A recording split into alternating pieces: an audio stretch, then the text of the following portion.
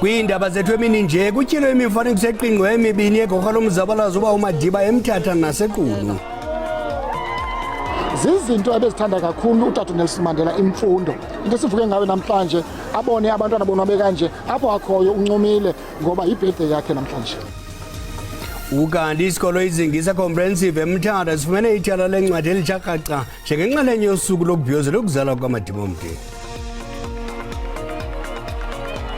Kwezemidlalo umdlalo webhola yomnyanzi kwiProteas uKhanyisa Chawane uza kubethatha inxaxheba kwesibini kwitumente yendebe yehlabathi eKapa neqala ngoLwesihlanu weveki ezayo.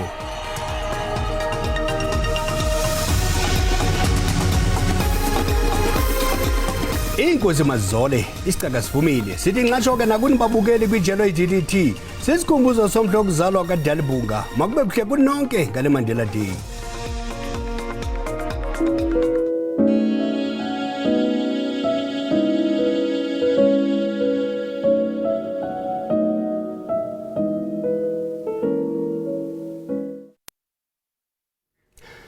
Umongameli Cyril Ramaphosa ligosa eliphezulu kumsitho wokutyhilwa komfanekiso oqingqiweyo weqala lomzabalazo uba uNelson Mandela kwikhaya leligorha lingasekho eQunu ngaphandle kwaseMthatha. Lo mfanekiso uqingqiwe uphakathi kwemibini etyhilwe namhlanje njengokuba ngaphambili kutyhilwe omnye umfanekiso eNelson Mandela Museum edolophini eMthatha. Ngoku siqhagamshelana ngqo nentatheli yeliziko abongile yantshisi ekulo msitho eQunu. Jola siyakwamkela. Olu suku lixabisekile kwihlabathi liphela kodwa ngokuqinisekileyo luxabiseke ngokodwa eQunu. Zihamba njani izinto apho namhlanje? Chochubeko phele ndibulisena kubabukele emakhaya silapha eQunu ngokuphele nanjengokuthi utshilo nalapho eqongeni nje basithatha ngokukho inkulu baphathisa yephondo umnomzana uOscar Mabuyana nalapha ethula intetho yakhe phambili phambi kokuba achayelele umongameli Cyril Ramaphosa uyawakhila izitetyo ezimbini namhlanje phela zombini ziditanyisiwe sixabisa imali ngaphaya kwe3 million. Lokho nabahlali balapha kuQunu baphume ngobuninzi babo. Siyabona nje lo mmandla walapha eOR Tambo lo mmandla walapha eMthatha nokho nendlela bezivaliwe kumejongwe olusuku lukhulu. Nalapho bekuseni ngenjixukuxa bekuyonikezwa nangelibrary ithala lencwadi kwisikole esikude kufuphi kwalapha eMthatha. Phela ukhumbula esi sithili saseOR Tambo sesinye samanye ahluphekayo kakhulu kweli lizwe loMzantsi Afrika. Nalapho uluntu lwalapha luninzi banzi nalapho indawo ezisemaphandleni ngakumbi. Kodwa ke urhulumente wephondo leMpuma Koloni okhokhelwa nguLokadiya esithi ubana baliqule baligangatha phela lento izoba lusuku olunye qha izokuqhubekeka. Ukhumbula ngoku i10th anniversary kokuthe sashiywa ngutata uNelson Mandela esithi yena ude ubana urhulumente wakhe akazohleka nehlekisayo ukubheka phambili kuqinisekisa ubana abantu balomandla phele noko inzuzo negalelo likatata uMandela bayaluva ilegacy yakhe ngala makhumsha naye sithi ubana yonke into bakufuneka bayenzile bazoyenza dia. Nalapha ndinala nesithethe sakhe usikhusela ranki siyabulela kakhulu mama asinaxesha leninzi inkulu baphathiswa ithi zininzi iprojects ezibekiwe bucala ingakumbi kulomandla lapha eOR Tambo ukuze umqela katata uMandela azokhunjulwa ukubheka phambili. Khasichubele banzi nje mama. Ngaphezulu kwezi zitatyu sewuthethile ngazo uyawukhumbula into kokubana kulo mandla weOR Tambo sithe pha ekupheleni kwenyanga sabe sivula isibhedlele kuthiwa sesiphethu nesawuxhamla abantu balengingqi. Kwakhona mninzi umsebenzi wenziwayo ubuya phaya kulaa dolophana yaseMqanduli uyawufumanisa into kokubana kuyakhiwa phayana lento kubuzwa ngokubana i-testing station for izinto zakwa-transport nto leyo ithi abantu abasuka kulaa ngingqi baza kuyeka ukuza kule dolophu yaseMthatha ukuze bafumane ezo services. Ne-End to Wild Coast indlela okanye iproject ezawukwazi ukuba ibenefit abantu balengingqi. Bame ngazo zosibini kwesisi phele lo ngokhuselwa ranki nothethela urhulumente wephondo nenkulu baphathiswa yena umnomzana uOscar Mabuyane emva kwentetho kamongameli phele izoba ivalwa njalo olusuku lwanamhlanje kwaye ke so hlala sibajongile ngezizithembiso bazibekayo kodwa ke nangona bevuma ubana khona kusilela kwabo ngepace yokunikeza inkonzo kodwa ke bathi yinto abayiqaphelayo leyo sizithathe ezinambo sizibuyisele kuwe eGauteng.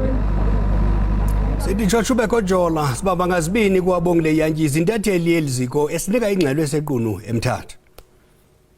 Kusenjalo kushokoxeka kwamathala encwadi yenye ingxaki kwizikolo zasempuma koloni. Isikolo izinga comprehensive eMthatha sifumene ithala lencwadi elitsharhaca njengenxalenye yosuku lokubhiyozela ukuzalwa kwaMadiba omde. Eli thala lencwadi lacelwa ngumfundi ka-grade 8 kwesi sikolo. Bangapha kwewaka abafundi kwisikolo samabanga aphakamileyo izingisa eMthatha. Nangona nje ibipaselwa nayo ibisele ingenalo ithala lencwadi. Ngoku abafundi baneencwadi zale mihla nekhompyutha zokuncedisa kwimfundo yabo. Besisoloko sinayo, that is isostructure sitsha. Besisoloko sinayo into kunayo incwadi ebesiphayana bezindala. So besinomnqweno wokuthi singafumana incwadi ezintsha ezizawubancedisa abantwana. Enye into besingenayo kula library ibi-electronic equipment, i-computers ezi. Siyakwazi ukusebenzisa idesika ezifunekayo kwaye sineencwadi ngoba abanye abafundi abaninzi umzekelo kwabafundi balapha esikoleni bayathanda ukufunda incwadi. Ngoku xa sesine-library ithi loo nto leyo banikwe loo nto leyo bona as i-resource uba bakwazi ukuyisebenzisa bafunde ezo ncwadi ukuze babe nolwazi olungqungupheleyo olungaphelelanga qha apha kwisilabhasi le esiyinikwayo. Isebe lezobugcisa nenkcubeko liceba ukusebenzisana nalezemfundo ukuze kuphuculwe amathala encwadi ezikolweni. Ukunikeza i-library kubantwana besisikolo ezingisa comprehensive. Sithetha sifike apha kodwa sicelwe ngumntwana owesisikolo ocele i-library. Sasebenzisana Nelson Mandela Foundation. Zizinto ebezithanda kakhulu utata Nelson Mandela imfundo. Into sivuke ngayo namhlanje abone abantwana bonwabe kanje apho akhoyo uncumile ngoba i-birthday yakhe namhlanje. Kukwakhilwe nomfanekiso oqingqiweyo katata uMandela kwilali yakhe iqunu. Ndingulwandile Mbulali eMthatha. Ukanti usekela mongameli weli umnumzana Paul Mashatile uthi ukusungulwa kolusuku lweMandela Day ngumbutho wezizwe ezimanyeneyo ukubonisa ukuba igalelo likaba uMadiba lichukumise ihlabathi lonke kwaye uqhube wathi indlela aye wazinikela ngayo uba uMandela ekusebenzeleni uluntu yinto efanele ukukhuthazwa wonke ubani. UkaMashatile ukuthethe oku kwintlanganiso yamaqela zopolitiko amazwe e-BRICS ebanjelwe eBoksburg kwiMpumalanga kwinxalenye yemisitho yandulela ingqunguthela ye-BRICS eza kubanjwa kweli kule nyanga izayo. The adoption of Nelson Mandela Day by the United Nations illustrates how the struggle for the liberation of South Africa came over time to impact positively on the world as a whole. Our commitment to promoting people-to-people relations as one of the pillars of building a strong partnership should lead to deliberate programs to educate our peoples about our common history, cooperation, and anti-colonial and apartheid struggles. This should provide the basis for popular appreciations for institutions such as BRICS, which are often subjected to antagonistic affronts by our detractors. Program Director, students of history appreciate the genesis of the underdevelopment and unipolarity we seek to change and replace with the partnership for mutually accelerated growth, sustainable development, and inclusive multilateralism. Kwalapha ezindabeni indoda esungule iphulo le-Centenary Walk for Tata uMalisela Mokonyana uhambe umgama oyi-753 kilometers kwintatha luhambo lokuhlonipha utata uNelson Mandela. Kodwa masithume umntwana evenkileni kuqala.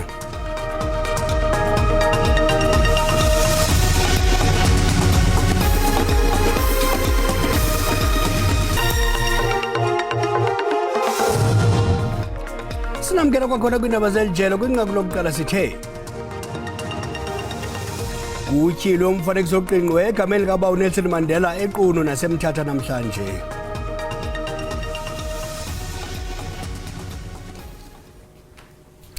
Umbutho we-DA uchithe usuku lweMandela Day kwikhaya lenkonde nenkondekazi eKenan eMlazi kumazantsi eTheku. Lo mbutho nobukhokelo ngumongameli wawo uJohn Steenhuisen unikele ngezixhobo zokwenza igadi, iipasile zokutya kunye nengubo. uSteenhuisen uthi bakhethe eli khaya kuba abantu abadala bahlala bebekelwa bucala amaxesha amaninzi. All over the country today, DA, public representatives and activists will be out doing their 67 minutes and probably more for Mandela Day, to give back in some small way for the enormous contribution that Nelson Mandela made to our country, and his message that we must be our brother's keepers always and look out for the vulnerable, the oppressed, the elderly, the orphans and the widows. And today is all about that. We are back in my hometown in Durban, in Umlazi, doing a clean-up here at an old age home. The elderly are often the forgotten people in South Africa, and many of them are left in homes like this without contact with their families. And today is also about giving them a bit of a treat as well, letting them know that they are not forgotten people and that we will continue their fight. This life's got very, very hard for people in South Africa. Indoda esungule iphulo le-Centenary Walk for Tata umalisela Mokonyama uhambe umgama ozikhilomitha ezingama-117 kwinto athi luhambo lokuhlonipha utata Nelson Mandela. uMokonyama unethemba lokunyusa ingxowamali neza kukhawulelana nokushokoxeka kwamaziko ezemidlalo kwilali yakhe iMashashani. Ebonisa okwekati emhlophe ehlungwini ukuba ubudala abuthinteli maphupha. Uneminyaka engama-62 lo kaMugunyana nodume ngegama lika King utyhutyhatyhutyhe iphondo laseLimpopo ekwiphulo lokunyusa ingxowamali. If they start working from now, I'm definitely sure everyone is going to be active. Without sports, you go nowhere. With sports, you exercise every day, you will be more active.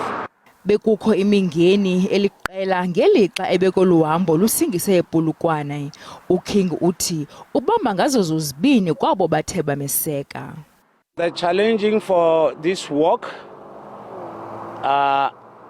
accommodations wherever I did course, but I did manage my own self, and also applause to Polokwane Pensioners Association is part of Mandela Centenary Celebrations Long Walk 2023.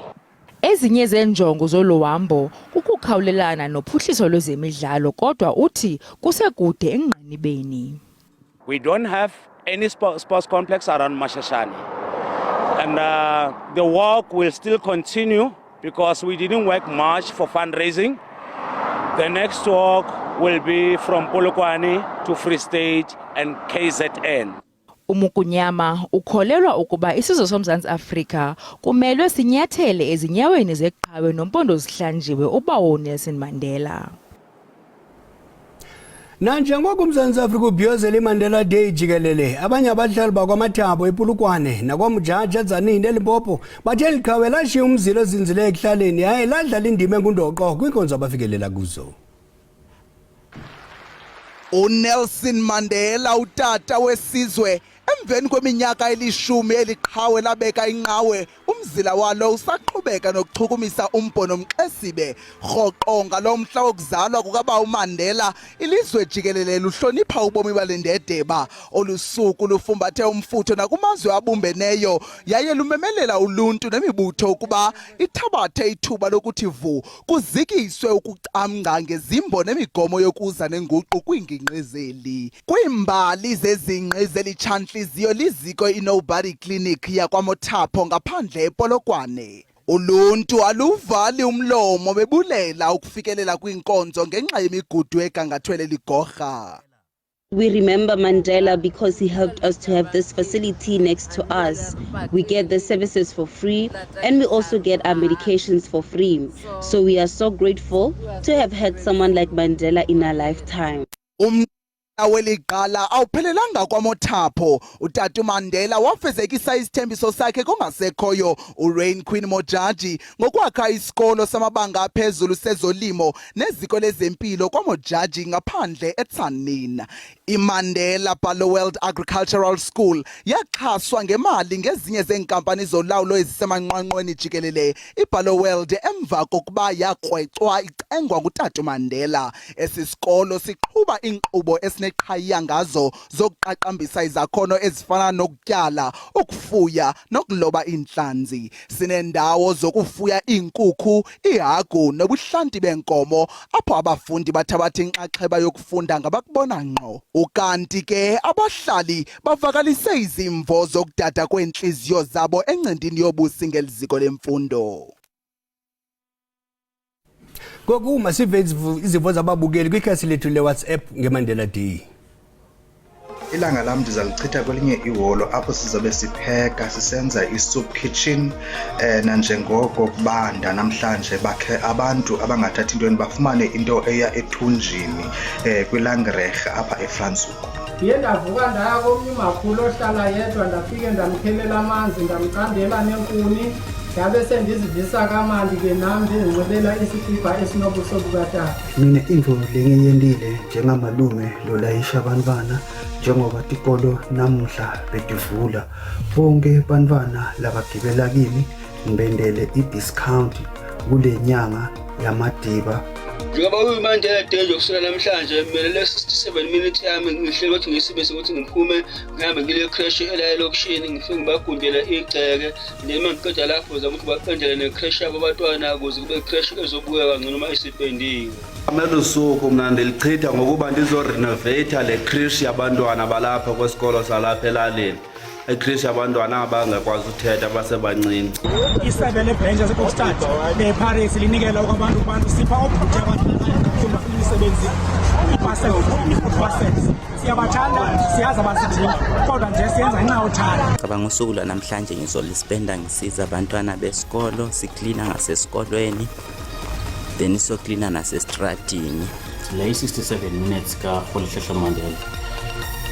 Mina eyam uhambe ndiyofotokopa ndihambe ndikhangela imisebenzi ngomisebenzi nqabile paphandle. Ngicela nje kuba kasekho ubaba uNelson Mandela okwakuyena oyekhona kwi-government kuhulumeni ukuthi kuthathwa abantu abangakaze basebenza bangena experience bangene ku-government isikakhulu kumasipala basebenze nje leso sikhatshana 67 days bathole lo mali. Namhlanje ndizobe ndiphangele kodwa befana kanti kuba khona icampaign ezenziwayo abantu bafundiswe kuzophela le crime ingaka. Kulabo bantu ababa namandla okunikela nababa nesikhathi sokwenza umehluko empilweni zabanye abantu abadinga usizo sibatholile isigqoko impela iqhaza labo siyalibona. Masicolacola amagqabantshintshi ngapha kwebidayeli. Sithi tsigada kwaSirayeli amawakawaka bahlala thutheleke ezitalatweni kuqhankqalazo kunyevulela inguqu kwimithetho yorhulumente kaBenjamin Netanyahu bafunge ngelithi lo mthetho awuzukupasiswa besadla amazimba. Trying to make sure that our voices are heard and trying to make some sense into this and see if the coalition will finally listen to us, and if not, maybe the world will and stop this. Le yimalike iBaraka Open Grain kwisixeko saseSomalia eMogadishu. Eli lizwe lixhamla kwisivumelwano sokunkinkishelwa ukutya okuvela eUkraine nokungena ngezibuko iBlack Sea. IMoscow ibhengeze ukuba yesinyevulela isivumelwano somtyhi kweli zibuko ngelithi uninzi lwezimveliso alufikeleli kumazwe azimpula zikalujaca. Qakatha qelele kwele ngcungcu. Ingqatsini yelanga namaqondo obushushu aqhumele entungo aswantsulisa abahlali baseMelika. Izanuse zemozulu ziqikelela ingqatsini yelanga ekhatshwa ngumswakamo kumntla-mpuma weMelika. Xa siqwela ingqokoqo beyithandana kanene bona imbeko kubhiyozelwe usuku lokuzalwa kukaToki kwindawo yokutyela ingcungcu kwisixeko saseShanghai. Uthi ukuba inja yam yonwabile nam ndonwabile ifana nqwa nomntana wam. Asifaki iswekile, ioli nezinye. Sigcina ukutya kwethu kumgangatho ophezulu, utshilo umlawuli wevenkile. Ongqololo. Kwezemidlalo umdlalo webhola yomnyazi kwiProteas ukhanyisa Chawane uza kube ethatha inxaxheba kwesibini kwitumente yeNdebe yeHlabathi eKapa neqala ngoLwesihlanu evekezayo. Le mbalasane yeFree State Criminals ithi iqinisekile iProteas izaqabela kwiqonga lembasa ekupheleni kwitumente. Iqeleni nabadlali abalishumi elinesihlanu seleligalelekile eKapa phambi kwelengxikela yehlabathi. iProteas zaphoswa kokufikelela kumsitho wembasa kwindebe yehlabathi ngo-2019 neNgilane emva kokubhaxabulwa ngongciphi wamanqaku ayi-53 kwayi-55 Australia kwi-semi-final. Kamva zabethwa ngabasindleki iNgilane ngo-58-42 kunquzulwano lokuhluzela indawo yesithathu neyesine, kodwa uChawane uqinisekile bafikelela kumsitho wembasa kulo umjikelo.